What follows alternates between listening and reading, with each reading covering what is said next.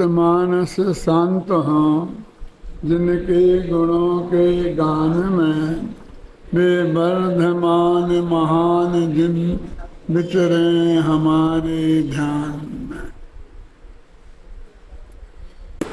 अभी अपना चल रहा है मोक्ष मार्ग प्रकाशक का 346वां पेज, रहस्यपूर्ण चिट्ठी, और जिसमें आत्मा के अनुभव के पहले क्या होता है ना। हमने कहा बहुत कोशिश करी ना, तो उस कोशिश से हमें अपनी कोशिश मिलानी है। हमें बहुत कोशिश करी तो हमारी वो कोशिश सफल नहीं हुई, ये 99% लोगों का कहना है अपने मुमुक्षुओं में। और उनकी तमन्ना है कि देह छूटने के पहले देह से भिन्न भगवान आत्मा जानने, है ना। मैं एक बात आपसे बहुत मार्मिक कहना चाहता हूँ कि ये तो स्पष्ट हो गया कि 99% लोग जो कोशिश कर रहे हैं वे सफल नहीं हुए। तो सफल नहीं हुए तो मतलब वो कोशिश सही नहीं है, वो कोशिश फेल हो गई, उसमें कोई डिफेक्ट है। हमें ये समझना चाहिए परमात्मा। एक सच्ची घटना बताता हूँ इसी बात को समझने के लिए। अब ये इस बात को समझने के लिए है कि न्यू जर्सी में एक ब्राह्मण डॉक्टर था, उसने अपने घर पर मेरा व्याख्यान रखवाया। 100 आदमियों का भोजन रखा और व्याख्यान रखवाया। उसके बाद में हमारी चर्चा हुई तो इस बात पर चल पड़ी कि जो भारतीय पद्धति है हमारी शादी विवाह करने की, ये सही है कि जो अमेरिकन पद्धति है ये सही है। उसे वे ऐसा बोलते हैं कि अरेंज मैरिज ठीक है कि लव मैरिज ठीक है। क्या? मैंने कहा देखो ये तो सही नहीं है, लव मब तो कहीं है ही नहीं। और यह कहो कि अरेंज मैरिज माना माँ बाप के द्वारा अरेंज मैरिज करना कि सेल्फ अरेंज मैरिज करना, बस दो भेद ऐसे हो सकते हैं। हम सेल्फ अरेंज करें कि माँ बाप अरेंज करें। अब हिंदुस्तान में माँ बाप अरेंज करते हैं और यहाँ के लोग सेल्फ अरेंज हैं। लम्बब तो है ही नहीं, क्योंकि वे लड़के लड़कियाँ आपस में एक दूसरे का अकाउंट देखते हैं, बैंक बैलेंस देखते हैं। और मालूम क्या चर्चा होती है? 2 लड़का लड़की डॉक्टर, इनसे बातचीत हुई शादी करने के लिए, तो मालूम क्या बात हुई कि तुमने जो पढ़ाई करी है तो गवर्नमेंट ने पैसा दिया, तुमने कर्जा लिया बैंक से और पढ़ाई पढ़ी कि तुम्हारे माँ बाप ने खर्चा किया तुम्हारी पढ़ाई में। ये सही घटना बता रहा हूँ मैं आपको। तो लड़की का निकला कि माँ बाप ने खर्चा किया, और लड़का का निकला कि उसने बैंक से कर्जा लेके पढ़ाई पढ़ी। तो लड़की कहती है कि वो जो कर्जा है वो कौन चुकाएगा, तुम चुकाओगे कि मैं चुकाऊंगी? मैंने मेरे माँ बाप ने तो कर्जा लिया नहीं, तो मेरी तो इनकम जितनी होगी वो मेरी पूरी होगी, और तुम्हारी इनकम में से बहुत बड़ा हिस्सा तो बैंक की किस्त में चला जाएगा, तो हमारी तुम्हारी शादी नहीं हो सकती। टूट गया। अब इसे लव मैरिज करें, ये लव ऐसा होता है ना। तो तुम्हारे जमाने का मैं जानता नहीं हूँ, जिसे तुम लोगों से पूछता हूँ कि ऐसा होता है कि लव।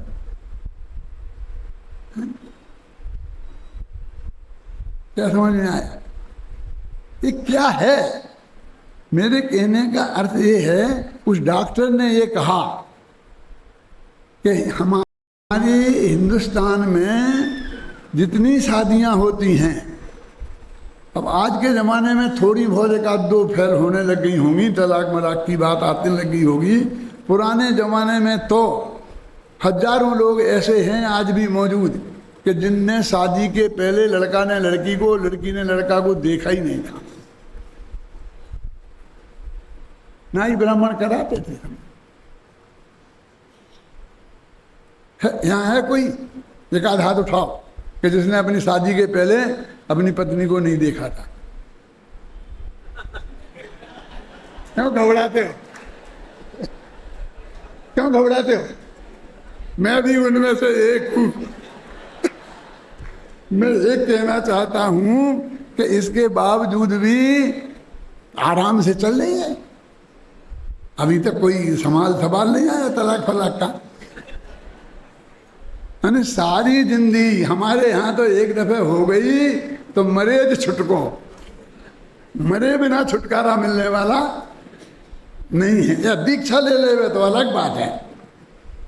यानी इतनी सफल शादी है इंडिया की, और विदेश की 6-6 महीना तक वो करते हैं क्या क्या बोलते भैया, डेटिंग, और फिर शादी होने के बाद 6 महीने में तलाक हो जाता है।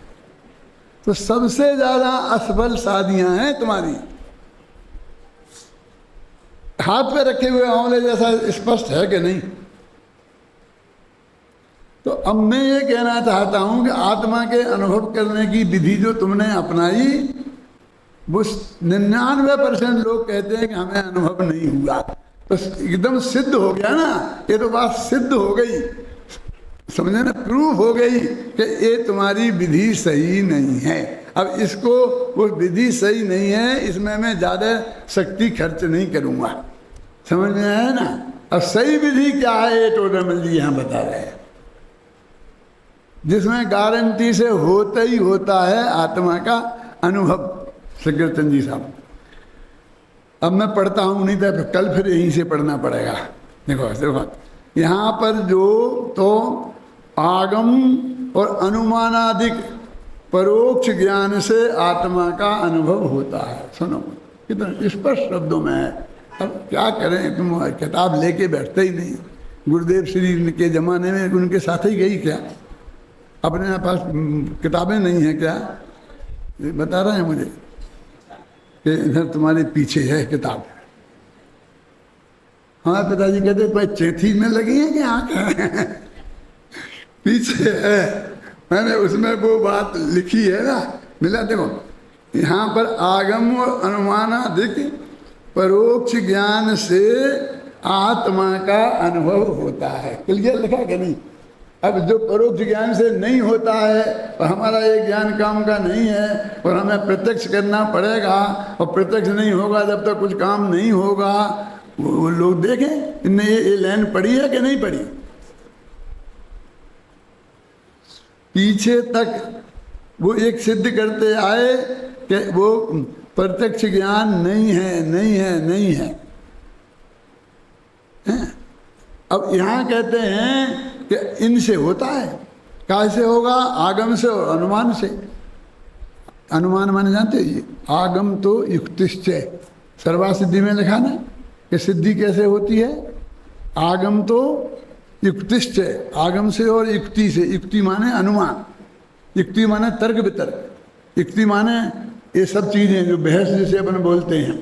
तो अब इन दो चीज़ों को कितनी प्रमुखता दी, आगम से और युक्ति से। हमने तो वो गाथाएं पढ़ ली हैं कि शास्त्र ज्ञान नहीं है क्योंकि शास्त्र कुछ जाने नहीं, इसलिए हमने शास्त्र पढ़ना छोड़ दिया, पढ़े ही बिना छोड़ दिया। उनने जिनने छोड़ा था वो जो शास्त्र में लिखी है कि तुम अब छोड़ो और आत्मा में जाओ, वो पढ़ने वालों से कही। तुम्हारे पास छोड़ने को है क्या? तुमने पढ़ा क्या है जो छोड़ दोगे?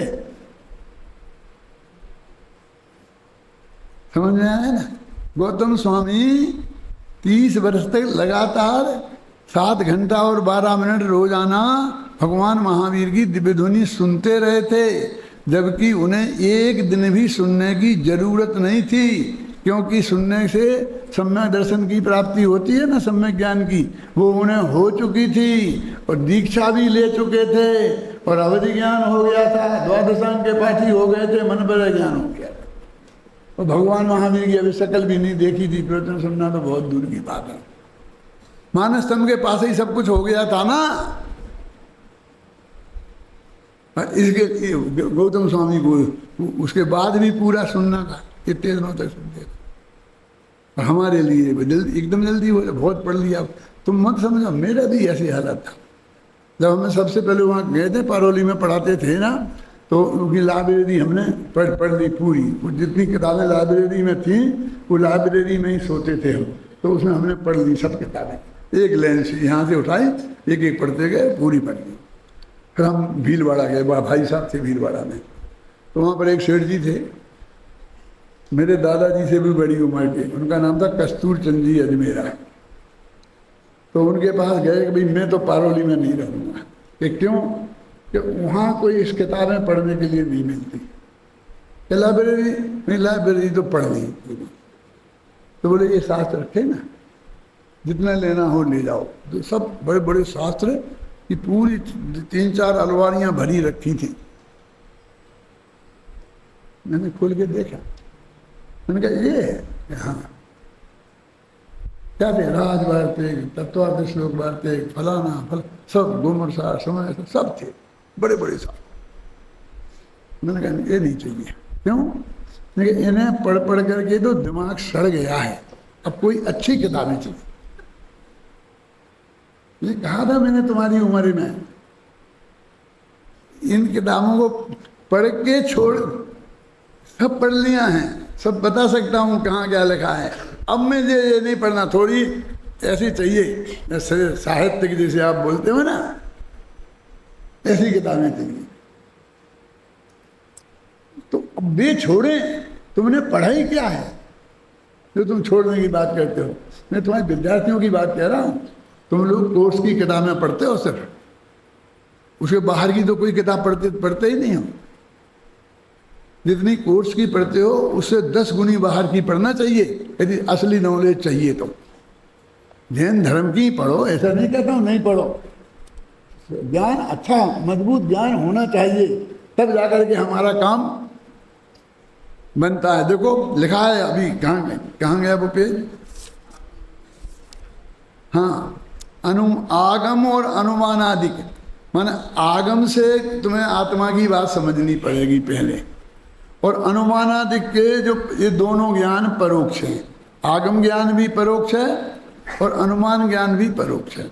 अब देखो सुमेर पर्वत है ना, 1 लाख योजन का है। अपन को सब पता है कि उसकी ज़मीन में कितना है, भीतर बाहर कितना है, ऊपर कौन सा वन है, भद्रशाल वन कहाँ है, सोमनस वन कहाँ है, पांडुक वन कहाँ है, पांडुक शिला कहाँ है, रक्त कंबल शिला कहाँ है, सब अपन सबको पढ़ लें, सब बता दें ना। बहुत एकदम साफ दिख रहा होगा ना? क्यों? प्रत्यक्ष दिख रहा है कि परोक्ष? कितना साफ है। तो अपन ने पढ़ा है ना, और 1 लाख योजन का लंबा चौड़ा।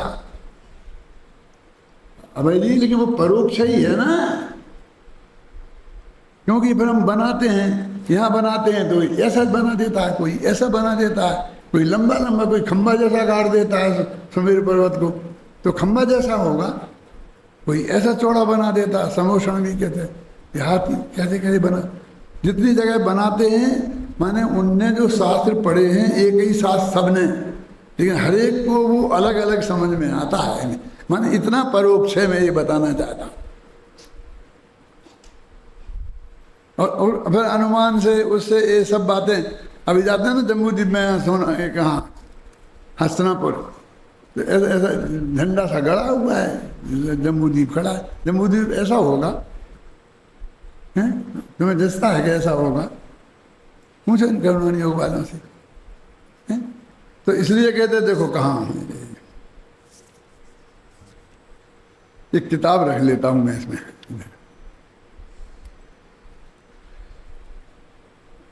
आत्मा का अनुभव होता है। देखो अनुमानादिक परोक्ष ज्ञान से आत्मा का अनुभव होता है। कैसे होता है? जैनागम में जैसा आत्मा का स्वरूप कहा है सुरेश जी, उसे वैसा जानकर उसमें परिणामों को मगन करता है। ये विधि है। इसलिए आगम परोक्ष प्रमाण है, और आगम परोक्ष है तो परोक्ष हुआ ना। क्या करना है?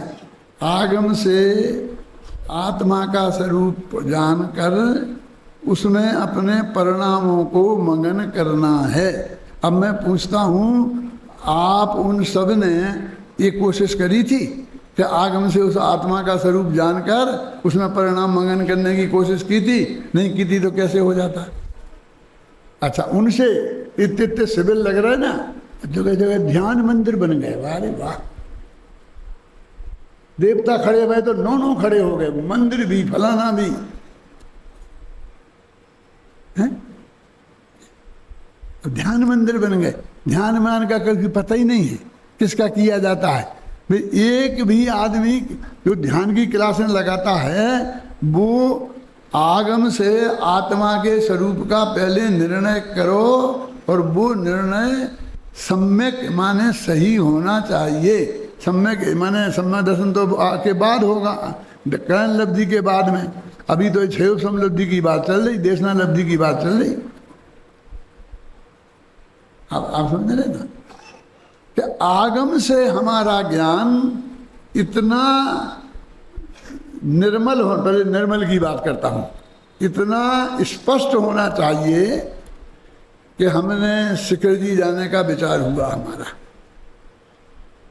तो जो पिछले साल शिखर जी गए थे, हम उनके पास गए, भैया शिखर जी गए थे आप, हाँ कैसा है, कहाँ है, कैसा है, कैसा लगता है, सारी बातें उससे पूछते हैं खोद खोद के।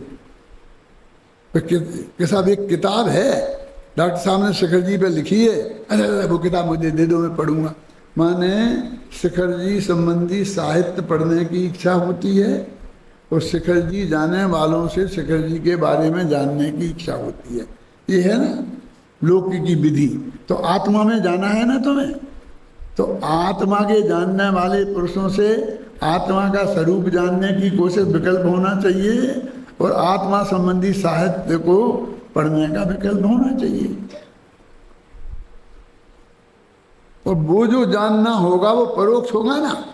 फिर अपन शिखर जी गए, और शिखर जी गए और वहाँ गए, अरे हमें तो उनने बताया था, हमने तो किताब में पढ़ा था, वैसा तो यहाँ कुछ है ही नहीं। मैं समझ लो कि उसने किताब से पढ़ के कुछ नहीं समझा था, वो किसी ने बताया था उससे कुछ नहीं समझा। मुझे लगा नहीं नहीं हाँ बिल्कुल ऐसा ही है, जैसा उनने बताया था वैसा ही निकला, ऐसा हर जगह वैसा ही निकला, वैसा ही निकला, वैसा ही निकला। वो ज्ञान सच्चा है। ऐसा आत्मा के अनुभव के पहले आत्मा का निर्णय करे, जिनवाणी पढ़कर और गुरु के मुख से सुनकर सुनना, और फिर जब वो आत्मा में जाए तो उसे ऐसा ही लगे कि ऐसा ही गुरु जी ने बताया था, ऐसा ही शास्त्र में लिखा था, मैं बिल्कुल ऐसा ही समझा था, वो बिल्कुल सही है। वहां तो सील लगने गया है। अभी तो किसी ने कुछ समझा ही नहीं है, वो तो जाके वहां खोज ढूंढता है, जैसे कोई यहाँ आत्मा हो देह में, इसमें इसमें कोई वो कहता नाक में है, कोई इधर है, कोई इधर है, कि हार्ट में प्रदेश है। नहीं नहीं, हार्ट तो पंप है, माइंड है, माइंड है, असली है, असली मन तो माइंड है। मन कहाँ है अपना भैया? अष्ट पाँखुरीद, हाँ अष्ट दल कमल जैसा है, वो इधर माइंड में है कि हार्ट में है? जैसा मेरे से एक प्रश्न पूछता था ये लड़का है, यहाँ तो ऑपरेशन करते हैं तो एक पंप निकलता है अंदर, और हम इसे हृदय कहते हैं। तो ऐसा जो हमें पढ़े थ्योरिकल, तो वहाँ प्रैक्टिकल देखने में वैसा निकलना चाहिए ना। मेडिकल का डॉक्टर पहले थ्योरिकल पढ़ता है ना, हार्ट के बारे में सारी डिटेल प्रोफेसर पढ़ाता है और किताबें पढ़ता है, फिर बाद में उसे ऑपरेशन करने का परमिशन मिलती है ना गुरु की देख देख में, हैं? तो उसे लगना चाहिए कि जो मैंने पढ़ा था वैसा ही निकला अंदर में हार्ट। वहाँ तो पढ़ा था बाईं तरफ होता है, और वहाँ निकला तो वहाँ दाईं तरफ निकला, हैं? तो हो गया काम खत्म। देखो लिखा है क्लियर इसमें। अब वो शास्त्र की बात ही नहीं करते। जितने तुम्हारे ध्यान वाले हैं यहाँ आसपास मत देखना, मैं तो गोयन का वाले उनका कह रहा हूँ सब, समझ ना? तो तुम्हारा क्या कहना? तुम तो एक दो आदमी हो, क्या तुम जगत का बिगाड़ सकते हो? क्या हो सकता है, क्या बन सकता है, क्या बिगड़ सकता है? वे लाखों लोगों को बिगाड़ रहे, बना रहे, उनकी बात है, क्यों? क्योंकि किसे क्या फर्क पड़ता है? लेकिन ये लिखा है ना टोडरमल जी में, जरा थोड़ी भी श्रद्धा है तो, कि पहले आगम से और गुरु मुख से, आगम अनुमानादिक परोक्ष ज्ञान से। अब वो कहते तू तो हमें प्रत्यक्ष चाहिए, प्रत्यक्ष चाहिए। वो कहते तुम घबरा मत, तेरे पास परोक्ष ही ज्ञान है। और उसी से तेरा काम हो जाएगा। वो चाहता है तुम कहो कि नहीं नहीं हमारे पास ज्ञान है, वो प्रत्यक्ष है और उससे होगा। प्रत्यक्ष से ही कहो, मुझे परोक्ष मत कहो। वो कहते घबराता क्यों, तुझे प्रत्यक्ष परोक्ष से क्यों झगड़ा है? परोक्ष कहें तो क्या तकलीफ है? कि नहीं नहीं भाई परोक्ष में तो अनुभव होता ही नहीं, तो अनुभव नहीं होगा। कि नहीं नहीं होगा तो कोई बात नहीं, हम परोक्ष मान लेंगे, हम तो ऐसे हैं ना। तुम्हारे पास प्रत्यक्ष ज्ञान है ही नहीं, केवल ज्ञान का नाम है प्रत्यक्ष। बोलो है? अपने यहाँ ऐसे नहीं है लोग, तुम्हारी यूपी में ही है कि जो केवल ज्ञान है अभी।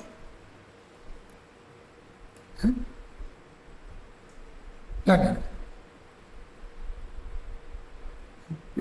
अभी केवल ज्ञान मानते हैं, उनका क्या करें? यहाँ टोडरमल जी तो क्लियर लिख रहे हैं, सर्वज्ञ तो हम है नहीं। आगम और अनुमानिक परोक्ष ज्ञान से आत्मा का अनुभव होता है। जैनागम में जैसा आत्मा का स्वरूप कहा है उसे वैसा जानकर उसमें परिणामों को मगन करता है। एक विधि तो अनुभव करने की ये है, इसलिए आगम परोक्ष प्रमाण कहा है, इसलिए अनुभव परोक्ष प्रमाण है। पंडित जी ये सिद्ध कर रहे हैं पूरी ताकत से। किन्हों को समझा रहे? मुल्तान वालों को, क्योंकि वे मानते थे कि अनुभव प्रत्यक्ष है जी, तो वो समझा रहे कि परोक्ष ही है। मैं ये कहता हूं कि वो विधि ही उसे ख्याल में नहीं है।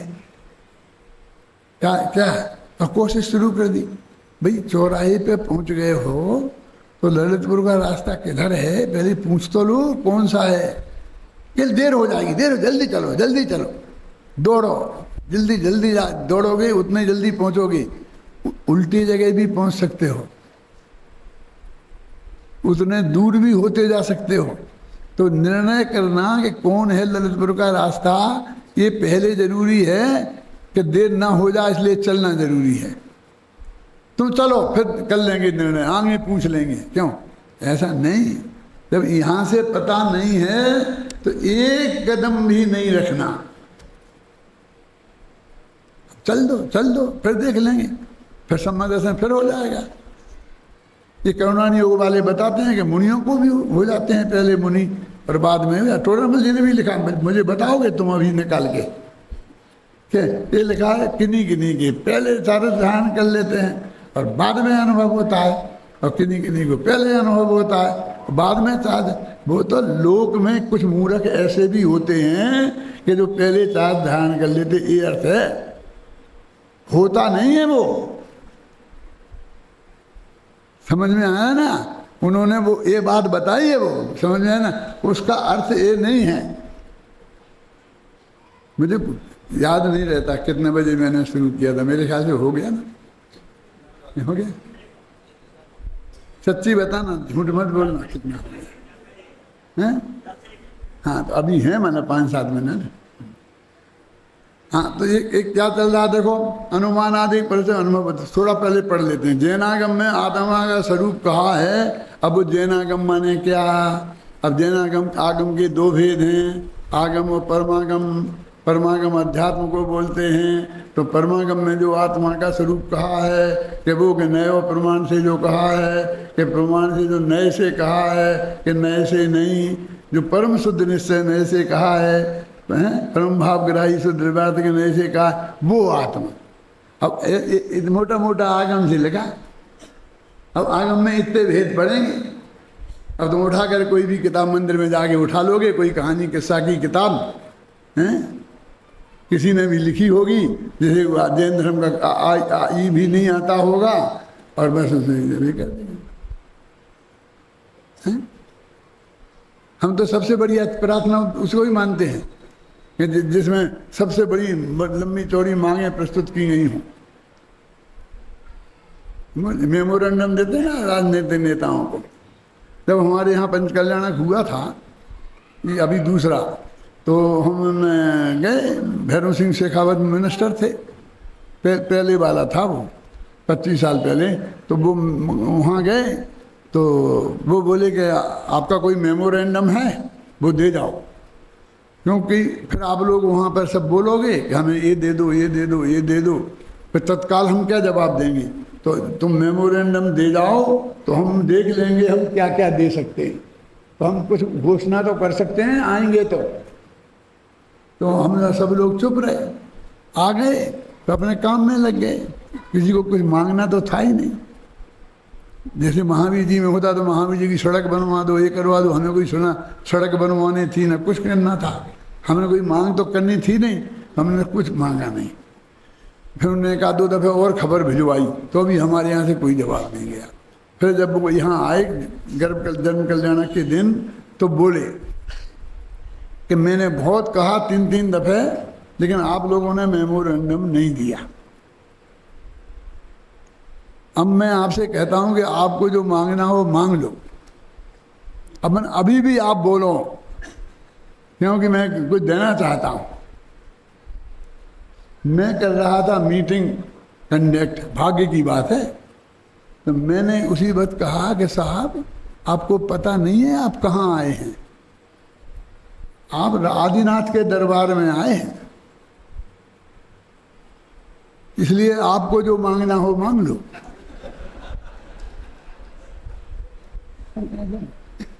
हमें कुछ नहीं मांगना है?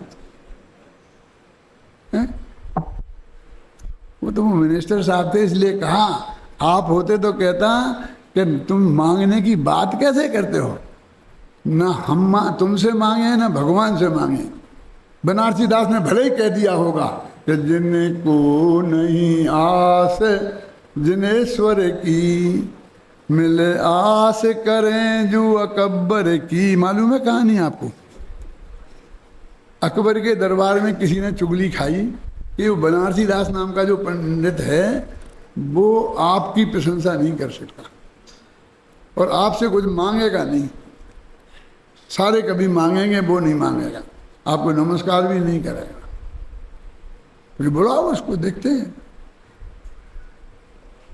और बुला लिया और एक एक समस्या सब कवि को दी तो इसकी पूर्ति करो। सब समस्या पूर्ति पहले होती थी तो उन्होंने कहा मिली आस करो जो अकबर की। ये दी पंक्ति, इस पंक्ति की 3 पंक्तियां तुम बनाओ और उसमें चौथी पंक्ति ये होना चाहिए क्या कि मिली आस करो जो अकबर की, कि अकबर की आशा करो सब मिलके कि अकबर देगा कोई, अल्लाह अकबर देगा वो हमें कुछ। अब बनारसी दास को दे दी तब ये तो लिखना ही पड़ेगा मिली आस करो जो अकबर की। क्यों? तो उन्होंने 3-4 पंक्तियां बनाई, मुझे याद नहीं है। अंतिम पंक्ति याद है। किसे याद है? तुम्हें याद है तो खड़े होके बोलो, स्पीकर दो उन्हें, बोलो अच्छी सुनाओ सबको। हाँ सुनो अच्छी तरह ध्यान से क्या कहा तुमने। हाँ हाँ हाँ किया बहुत गवेश धरे जग में, छवि भागई आज दिगंबर की। इन कारण तरण से लियो, फिर आस करे इस जबर की। चिंतामणि जब घर में प्रगटो, तब तुम जरूर अडंबर की। जिन्हें आस नहीं परमेश्वर की, मिल आस करो जो अकबर की। क्या जिसने चिंतामणि मिल गया है, जिसको ये मिल गया है, वो अकबर की आशा क्यों करेगा? जिनको नहीं आस जिनेश्वर की, जिनेंद्र भगवान की जिनको आशा नहीं है वे लोग मिलकर अकबर की आशा करें। हमें तो जिनेश्वर की आशा है। मैं एक कदम आगे जाना चाहता हूँ बनेश्वर की आगे, कि हमें किसी की न जिनेश्वर की भी जरूरत है। हमें तो कोई मांगने की बात ही नहीं है, क्योंकि कोई किसी को ले दे सकता ही नहीं है। हमने तो ये पढ़ा है, दिक्कत तो ये है। क्यों? इससे नहीं मांगेंगे, उससे मांगेंगे, ये क्या हुआ? बदला बदली से क्या होता है? इनके सब गणेश जी से नहीं करवाएंगे तो हम गणपति जी से, गणधर देव से मांग लेंगे। क्यों? हमें बे नौ देवता नहीं मिलेंगे तो हम ये नौ देवता बना लेंगे, लेकिन हमें देवता चाहिए ही नहीं। क्या हमारे 5 परमेष्ठी कम है? 9 की क्या जरूरत है? पंच परमेष्ठी है ना अपने, 5 से काम नहीं चलता है? तो क्या है? बाद में आपने क्या किया? एक तो जनवाणी है, तो वो तो अपन देवशास्त्र गुरु में आ ही गए हैं। फिर एक जैन मंदिर, फिर एक जैन धर्म। अब जैन धर्म तो वही है ना, जैन धर्म उसमें क्या फर्क है? जनागम जनवाणी और एक क्या है? जैन मूर्ति।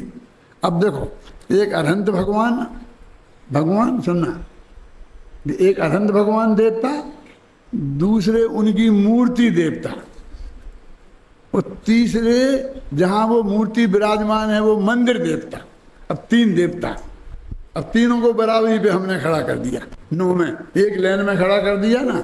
अब कहाँ अरहंत और कहाँ उनकी मूर्ति, और कहाँ मूर्ति और कहाँ मंदिर? मैं थोड़ा अंदाजा लगवाता हूँ।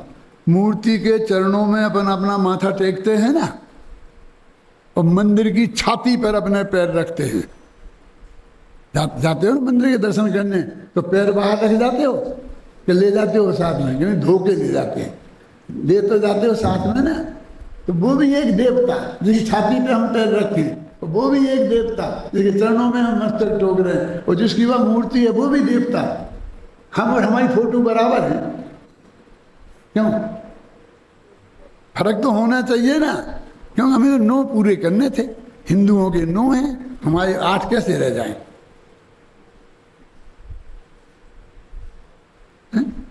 तो नवग्रह विधान करना है, तो 9 देवता विधान करना, पंच परमेष्ठी विधान नहीं चलेगा। क्यों? समयसार विधान नहीं हो सकता। क्यों नहीं हो सकता समयसार विधान? जनवाणी विधान हो सकता है, देव शास्त्र पूजन हो सकती है ना, तो शास्त्र की हो सकती है, तो समयसार शास्त्र नहीं है क्या? हमारे टोडरमल जी ने जब गोमटसार की टीका पूरी करी थी, तो गोमटसार पूजा लिखी थी और यहाँ कराई थी बहुत ठाट बाट के साथ गोमटसार पूजा टोडरमल जी ने। तो गोमटसार की पूजा लिखी जा सकती है, तो समयसार की नहीं लिखी जा सकती है? क्यों नहीं? तो हमारी कैसे क्या क्या पद्धति चल रही है? देखो, अब अथवा नहीं, परीक्षा में आते हैं ना अथवा, कि अथवा ऐसा करो, अथवा ऐसा करो। अब आत्मा के अनुभव में अथवा आया है। फर्स्ट तो यही है। फर्स्ट क्या है वकील साहब? क्या है फर्स्ट? अरे ऐसा करोगे तो फिर तो एक पूरे नहीं हो पाएगा। आगम का अभ्यास, आत्मा के निरूपण करने वाला आगम से करो, अनुमानादिक से उसका नक्की करो। आगम से पढ़ के जानो और फिर तर्क की कसौटी पर कस लो, और उसमें फिर परिणामों को मगन करो। अनुभव होगा ना एक किरण। ये बता रहे पंडित जी, अनुभव करने की ये विधि है। अब अथवा कि हम यदि आगम नहीं पढ़ पा रहे, नहीं मिल रहा, तरक्की कसौटी पर लिखा ना, तो ये आगम ज्ञान और अनुमान ज्ञान परोक्ष ज्ञान है। तो परोक्ष से ही हुआ। तुमको ये लग गया कि हमारे पास जो ज्ञान है उससे आत्मा का अनुभव हो नहीं सकता। वो बता रहे तुम्हारे पास जितनी पूंजी है उससे आत्मा का अनुभव हो सकता है। तो इतनी सी बात है, हम माने नहीं रहे।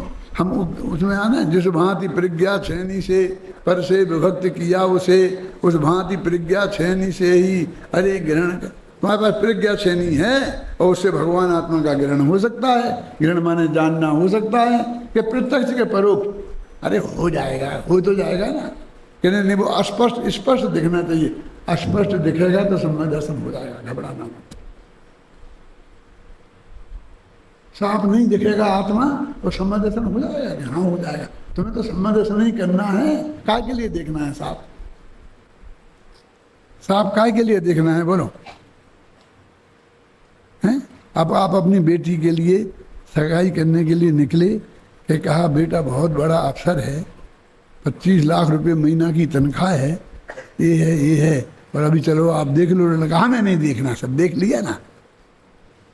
यदि वो 25 लाख रुपए महीने की तनख्वाह है और अफसर है तो हमें नहीं देखना, कि देख लो ना, कि नहीं देखना। क्या देखना? जरा स्पष्ट हो जाएगा ना अरे स्पष्ट हमें नहीं चाहिए।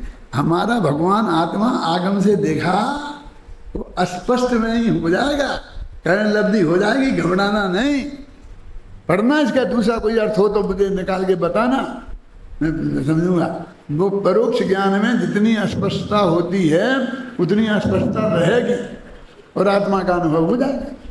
और जितनी स्पष्टता होती है जिसकी वजह से हम उसे प्रत्यक्ष जैसा कह देते हैं, जैसे हाँ मैंने अपनी आंख से देखा और प्रत्यक्ष कह देते हैं, खैर वो प्रत्यक्ष थोड़ी है, हैं? आप लड़की देखे आए, क्या देखे आए?